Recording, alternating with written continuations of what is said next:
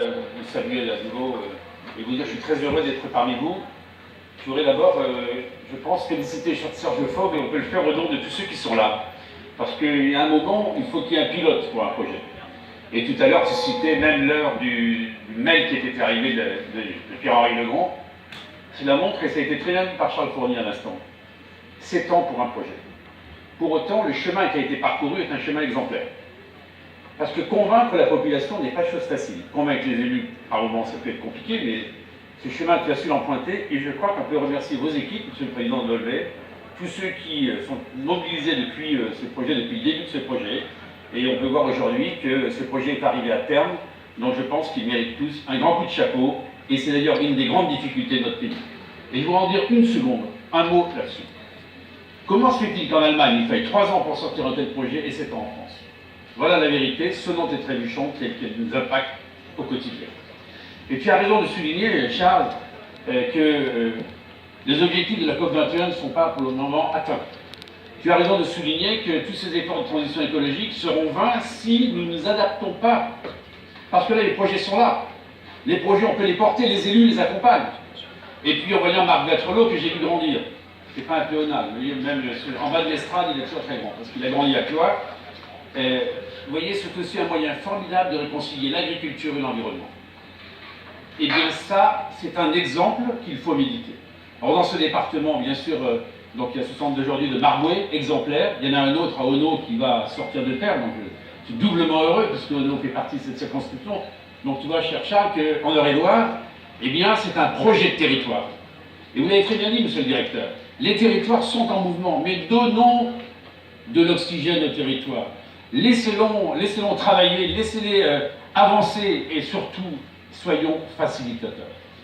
La deuxième chose que je voudrais dire, on parle beaucoup des circuits courts, on parle beaucoup d'énergie renouvelable, on a d'autres projets ici, bien sûr des éoliennes, ce département est très nombreux, je sais que certains les contestent, du photovoltaïque. Vous voyez, dans moins de 30 minutes, nous serons présents avec le président de la région, d'ailleurs, avec le préfet de la région, à la base aérienne de Châteaudun, où on a un projet de 100 hectares de ferme photovoltaïque. 100 hectares. Et bien là encore, la difficulté à laquelle nous sommes exposés, c'est quoi? Elle est double. C'est d'abord les délais, c'est 4 à 5 ans. Est-ce que dans ce grand pays moderne, c'est convenable? Non, ça ne l'est pas. Ou alors on ne peut pas voter des lois à Paris, dont on voit bien que la traduction sur le terrain ne se fait pas. Et la deuxième, mais je pense que nous y arriverons, c'est naturellement de pouvoir disposer du terrain, et on va tout faire pour, dans les meilleures conditions, avancer. Donc je vais vous dire toute ma satisfaction de voir que vraiment cet exemple avec l'agriculture, d'ailleurs ces modifications d'organisation du travail, du fait que l'environnement c'est une cause qui doit être partagée par tous. Moi je suis quelqu'un qui suis attaché bien sûr à la transition écologique dès le moment où elle n'accompagne pas de décroissance, et là on voit bien que c'est de la croissance. Enfin, il y a d'autres projets dans ce département, avec des déchets, toutes ces énergies que l'on peut eh bien, extraire de tous ces déchets justement. Et vous verrez que dans quelques mois, je vois Benoît Petitpré qui est face à moi, qui est président du syndicat, le Citréval que vous connaissez, Jean-Yves de Ballon, très impliqué également. On travaille sur un grand projet en Eure-et-Loire qui devrait nous permettre, à un moment ou à un autre, eh bien d'avoir des cultures qui n'étaient pas possibles de pratiquer ici même, et alors que l'énergie est à nos portes. Donc vous voyez que cette transition, c'est aussi la transition des esprits.